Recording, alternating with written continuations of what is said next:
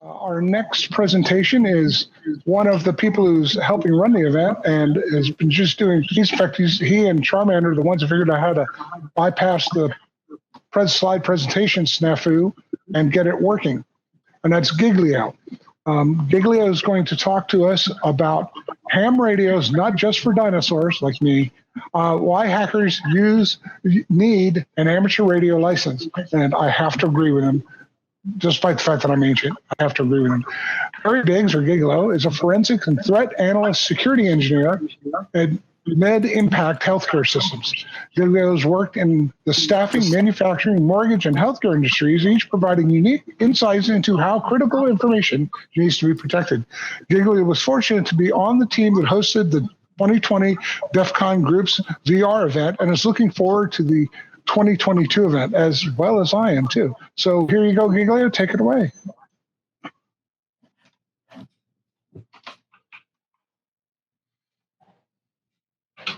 Hello, can you hear me okay? Yes, indeed.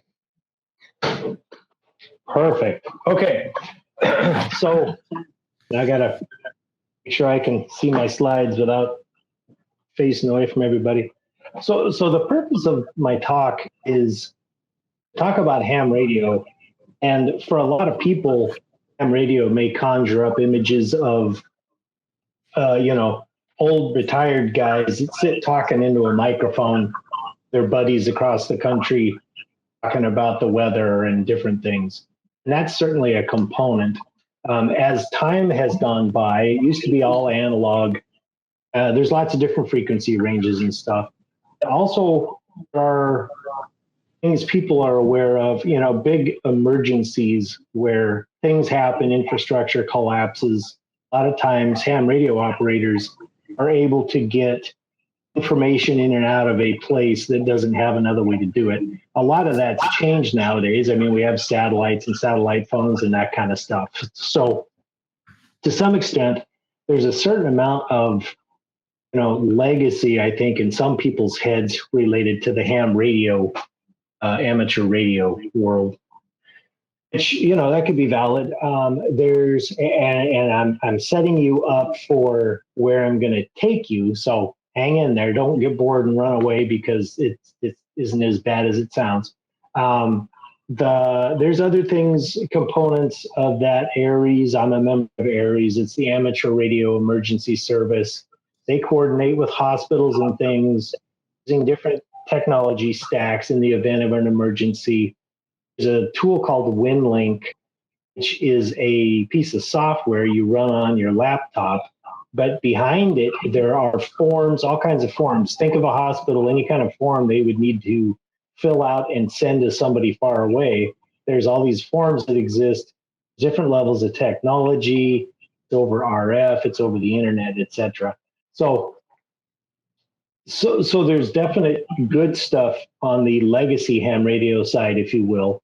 But the thing that's really the kicker, now let me get to where I can hit the button. If I can do that with a microphone in my hand, how do you do that? Let's see.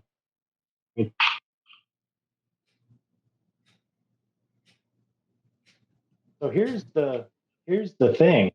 If you're a hacker, and all of us in this room are hackers, we are usually, like X-Ray said, usually on the bleeding or hemorrhaging end of technology.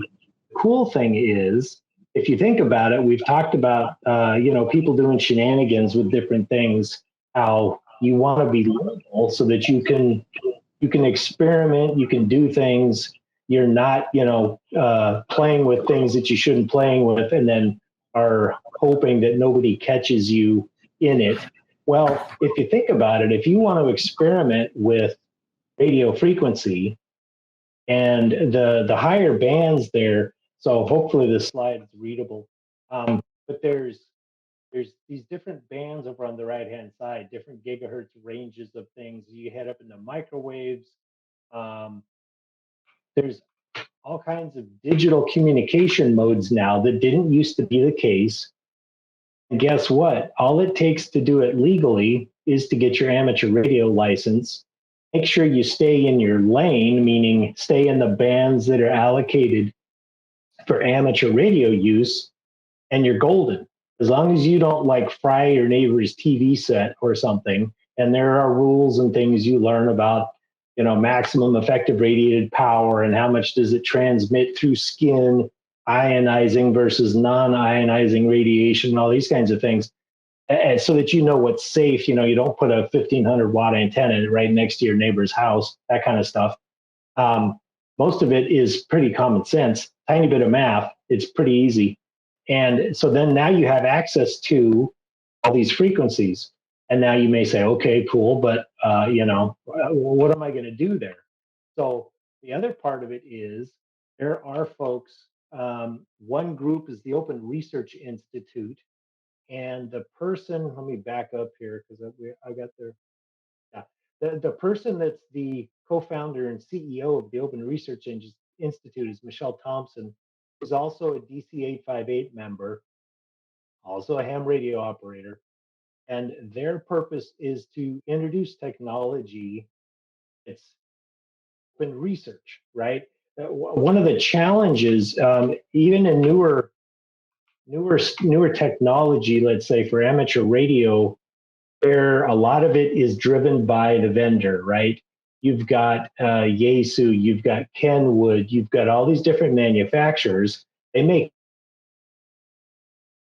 They build a codec that goes with it, which is a thing that takes, audio data, let's say, or digital data, and turns it into a stream that you can analog transmit over the airwaves. And then they wrap that into something that you can't use it unless you buy the licensing from them. You have to use that and and go down that road. So what Michelle's Open Research Institute here is a way to make things open. And so, open source, that kind of a thing. So everybody has access to the codec, or everybody has access to plans on how to make something or whatever the project is. One of the other really cool things down here on the regulatory tab, it says work covers ITAR, ear, debris mitigation, and more. Now, I'm not the wizard here, but ITAR, as I understand it, is a international governing body on things that are considered, like war related or military or weapons. And through pivotal work that Michelle and the ORI group did, they were able to get things related to what we're talking about here classified as okay, hang on.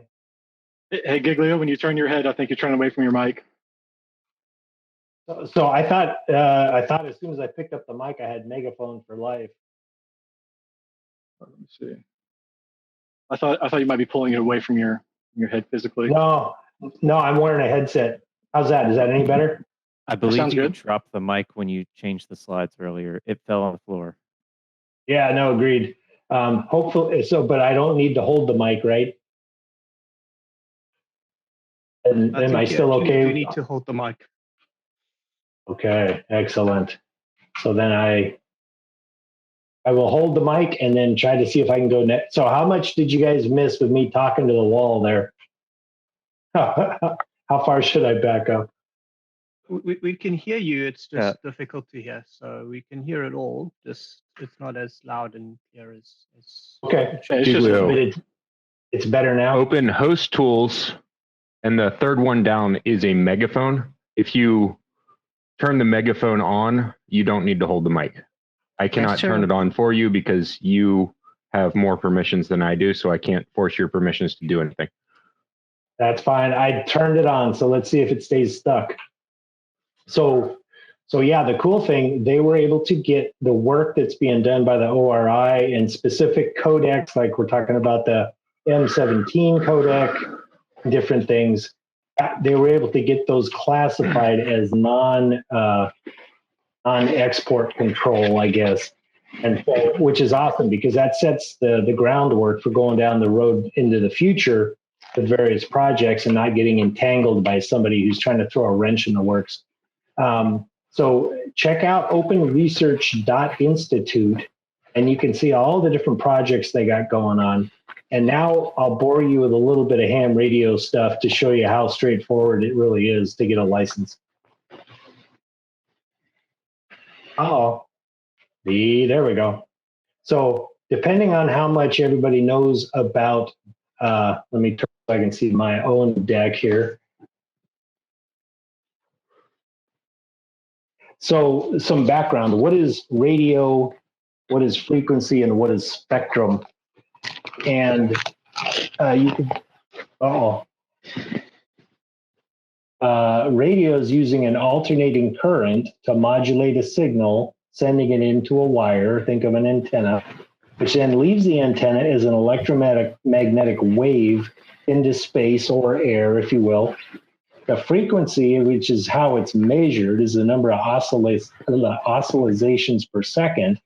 And then spectrum is the range of frequencies that can be allocated. And so you can see on the chart here, which I forget who I stole it from, it's got everything from, you'll hear people laughingly say DC to light. And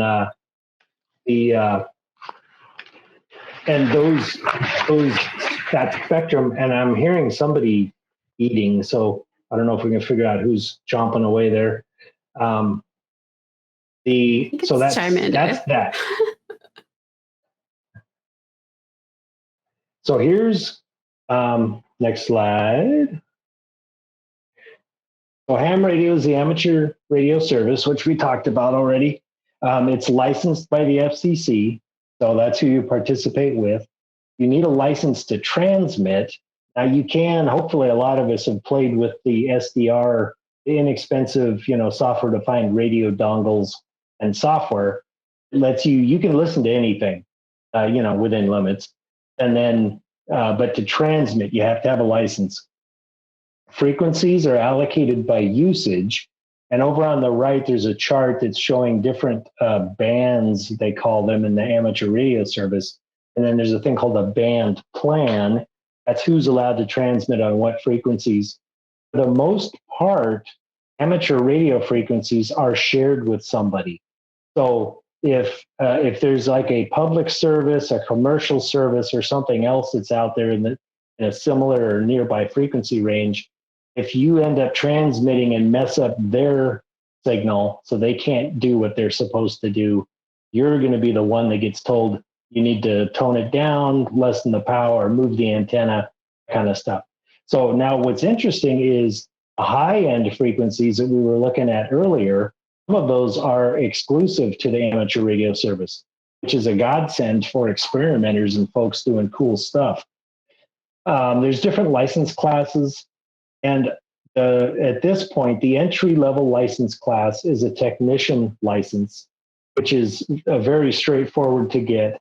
You have to, there's a tiny bit of math, and most of it you can memorize, or through test prep, you can learn, understand, and do the recognition thing versus having to break out a calculator and compute things. Technician class is authorized to transmit on VHF, UHF, and microwave frequencies. And then the band plan we talked about, technician test, is easy. So we're good there. Let's go here. Boink. And is this let's see, where are we at? Oh, taking the test. Yeah, there's different test prep methods. You can take the test in person. You can take it online, which is what I did. I'd always wanted to get a ham radio license. But back in the day when I first looked at it, knowing how to send and receive Morse code was a requirement. And I just never had the time to get in there and figure all that out. Nowadays, that's not a problem. So this is the basic steps you would go through, which may be a little more minutia than we all need. But you study for the test, register for your FRN, and then that goes on a website. And you sign up with a testing body to go take the test. And that can be online with GLARG. That's who I used. You pay your test, or pay your fees, take your test. And then assuming you passed, you get assigned a call sign. And the other cool thing you can do is you can go look for call signs that are in disuse, so to speak. They call that a vanity sign. Or sometimes in the case of, say you have, a parent and a child, or a family relation and a younger family relation, and that person is no longer either actively transmitting, they're not using their license, or maybe they passed away, and the family relation would like to be the keeper of that license.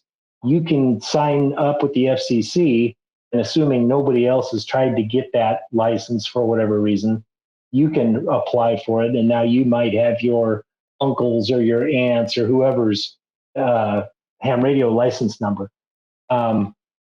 You can now legally transmit on allocated bands. And like I mentioned before, go check out openresearch.institute, and you can see what projects I got going on. We're also interested in having people contribute. There's a whole lot of smart people in this room, so I'm sure there's something out there you would take a look at and say, hey, that's kind of cool. Let's go explore that. And to complete my meme thing, so on the first slide, we had, ham radio isn't just for dinosaurs. So now we're going to have any questions by our space-going dino there. So if anybody's got a question, holler it out or track me down, and we can talk about stuff. This can be a dry topic, but it also can be an exciting topic, depending on where your project interests lie and so forth. I have a question. For it. So, Gigo, what separates the technician? I've actually been doing some of the ham study app stuff for the technician app, or for the technician exam. What makes the higher level ones a lot more difficult to obtain? Like, what separates them? Well, so what I did, I'm a general class, which is the one up above technician. So I went and took the technician test because I was like, I just want to go see what's going on here. Some people go in there and take 2 or 3 at a one. I didn't have that much time to commit or try to keep things, stuck in my head long enough.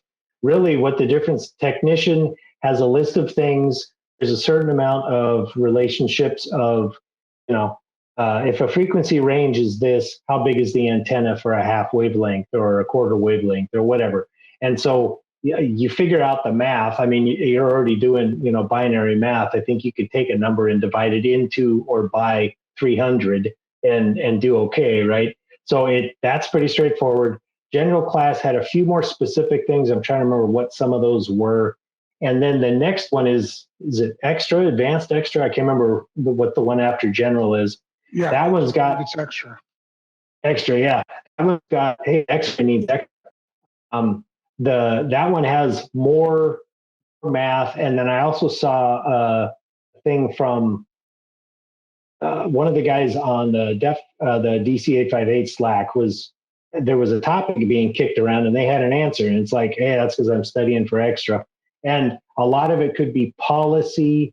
It could be things you're allowed to do. What, a given band range is shared by what? Like the 220 megahertz, the 1.25 meter band, the low end of that is actually shared by old school paging services and things. And so there you could end up with a test question that says, what part of the 1.25 meter band are you not allowed to use? And then you'd have to recognize which of them it is, and it would be the one on the low end. So I don't know if that's a good enough thing. I've got a couple of different test prep book things that I found that I can recommend. They're pretty good, so you don't have to go out there and and I'm not trying to suggest that, hey, you're going to be an MCSE by reading the Cliff Notes, but it's more focused how to study, what to recognize, and then what you have to calculate. It's really based on other tests I'm sure everybody in the room has taken. This is a pretty darn easy. Awesome. Thank you. Yeah.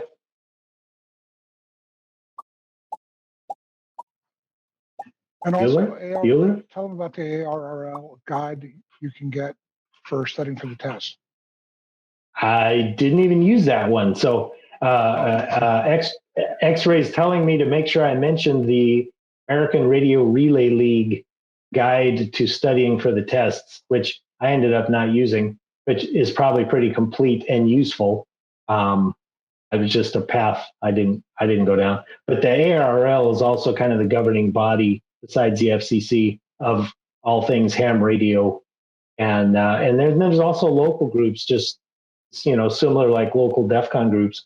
I'm in the San Diego area, so there's the Palomar Amateur Radio Club, and they run repeaters and things that we're up on high mountains.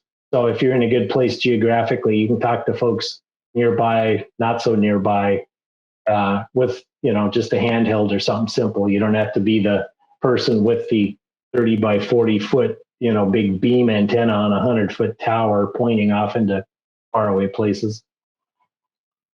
Do you do anything with emergency services yourself, or? Yeah, I do. I'm part of ARES, Amateur Radio Emergency Service. They just had a thing a couple of weekends ago on the using WinLink with hospitals.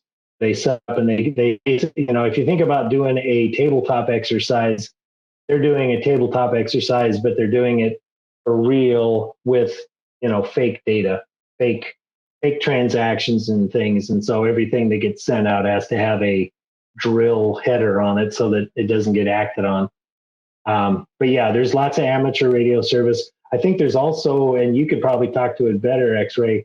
I've heard of Mars, which is military related and is in a slightly different frequency range from some things, but and some of these services may or may not still be out there. I can't remember. Mars is a military affiliated radio station. It's or amateur radio station.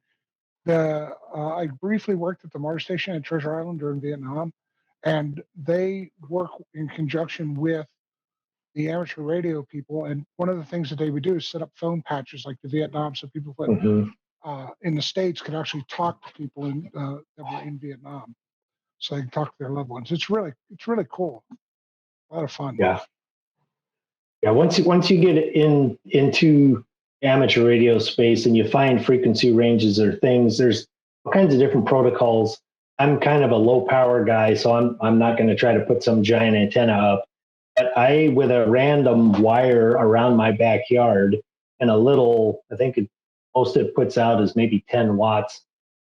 There's a protocol called FT8, and there's software written by smart folk. And you load the software up, and I was able to hit Japan. I hit, Belize. There are monitoring stations around the world that feed back, and I even saw my signal being picked up by something in Antarctica. That doesn't mean there would have been enough signal there, but this protocol FT8 is made for very weak, very low level stuff going on. So there's a lot of cool stuff to play with. And the only other thing about amateur radio, for the most part, is not allowed to send encrypted traffic.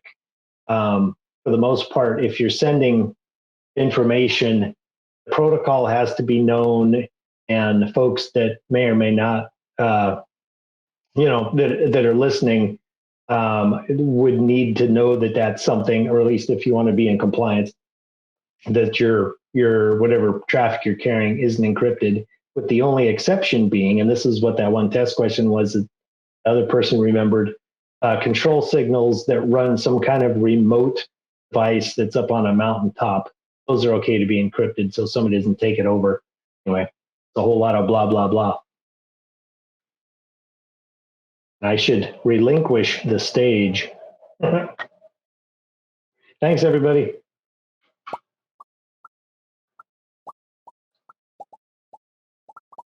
Let's see. I turned off megaphone.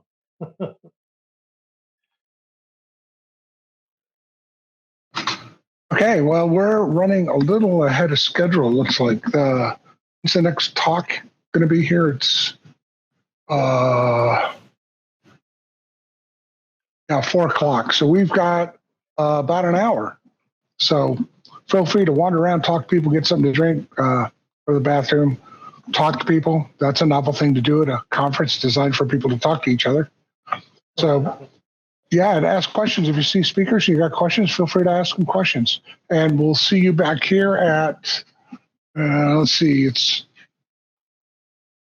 Las Vegas. It'll be 4 p.m. Las Vegas time